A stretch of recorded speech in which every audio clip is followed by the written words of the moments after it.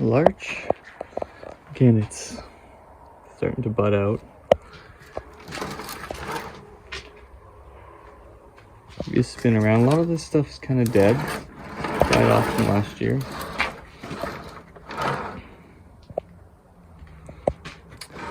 So, you know, what's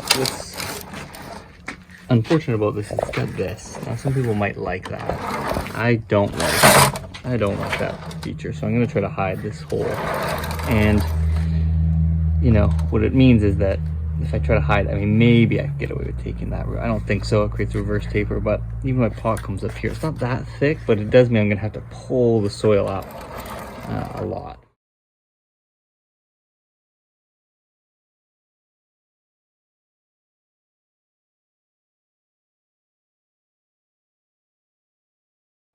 And then we have this sort of strange bend, which happens to a lot of collected materials. There's a lot of bends at the start, and then you get this straight section. I think it's the trees growing up, getting crushed by snow, moved, crushed, and then all of a sudden it has a year where it's, you know, third year or something, it just shoots up, 50 year maybe, and then it just shoots up. There's tons of vigor, and the snow can't bend the main stalk, and so you get this sort of problem.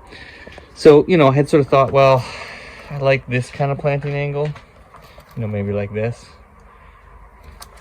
so that you know, you lose that third trunk there, or sorry, second, like right, call it like root.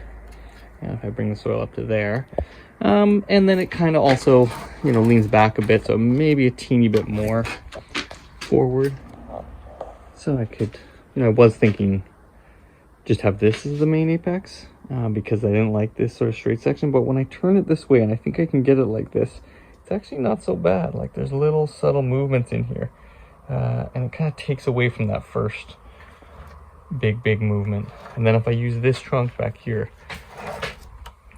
as the main trunk, I don't like it crossing this dead wood. Like, I'll make that dead wood. I could just chop it off, but I'm gonna actually unfold this out over here.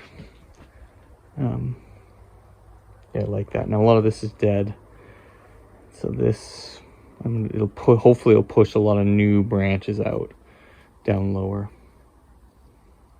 Okay, yeah, I think I got a good design. I kind of like that.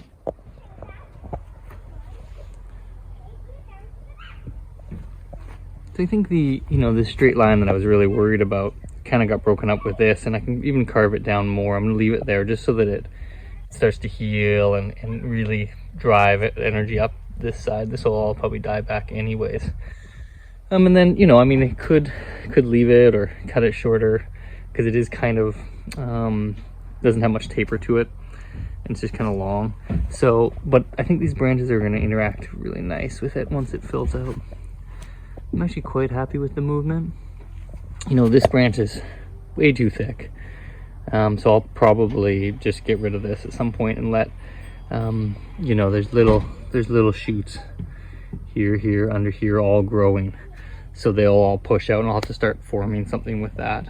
And as you can see, a lot of these branches were sort of dead down here, but it's pushing buds right under a lot of them, which is nice. But yeah, so I'm thinking this branch will eventually go away, and maybe I'll have to build another branch out of it. Probably the same with this branch, just too thick for the design at this point. But you know, I took so much off of it, and then I'm thinking, okay, I gotta let it survive and grow out, and you know, I'll move the design forward the next sort of iteration. And like I said, I don't love this hollow here, so I've been sort of trying to envision how I'd hide it, something like that. But it works good because it kind of takes away from this line a bit, from this straight line. But yeah, and I kind of got it, you know, what would that be? Sort of tension design, I think they call it, what Ryan Neal calls it, where the trunk goes to one side and then the apex goes to the right, and the primary branches, or the character branches, which are these two in this case, also push the right. And some of these I've left long just because I just didn't want to trim it all right back. There just wasn't a lot on there, and I took so much. Yeah, I'm just not sure how these larches do, so. But yeah, quite happy. I can't wait till it sort of buds out.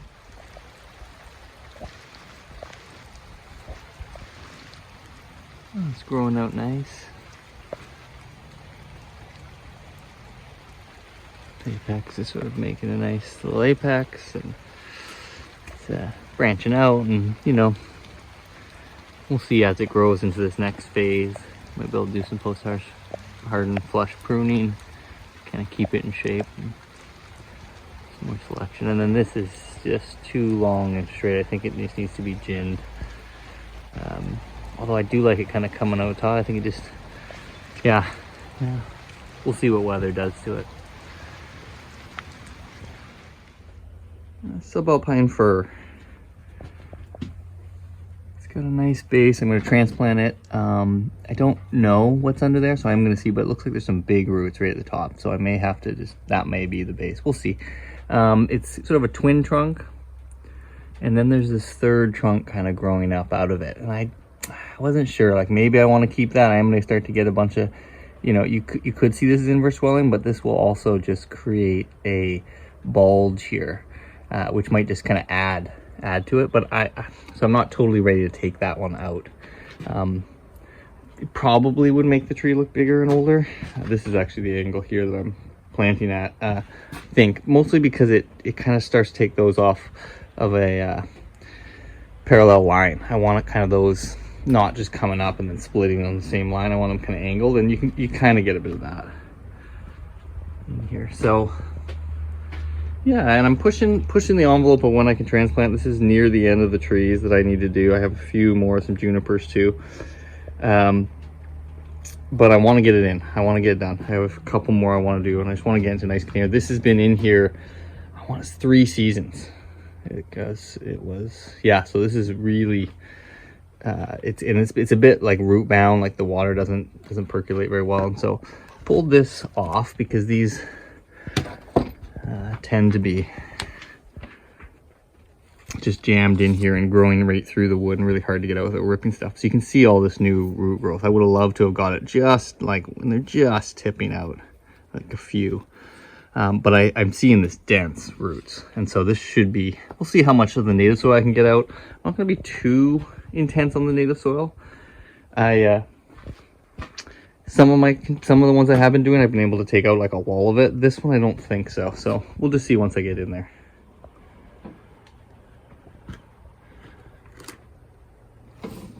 Let's tilt it over and see. Lots of good roots. It looks like a lot around the sides. I am getting away the top. I'm just cleaning out all the sort of native material that's on top here first, and then I'm gonna go for the center. So you can see I've got a lot of the roots out, a lot of that core kind of hollowed out in there. No, there wasn't tons of native soil, and so I decided to kind of go through in a few sections. Back here there's kind of a hole, and here there's a hole, and in here, just so the water can get through. There's still some native soil in here and a little under there and a teeny bit under there, but I didn't want to disturb the roots too much. I did some root cutting, but not much, just sort of the long, really leggy ones that were coming off the bottom. But I've tried to keep some of these fresh shoots, the ones that are growing. I didn't want to take off everything. And I've got a container here. You can see I've kind of got the soil mounded, got my tie wires in, and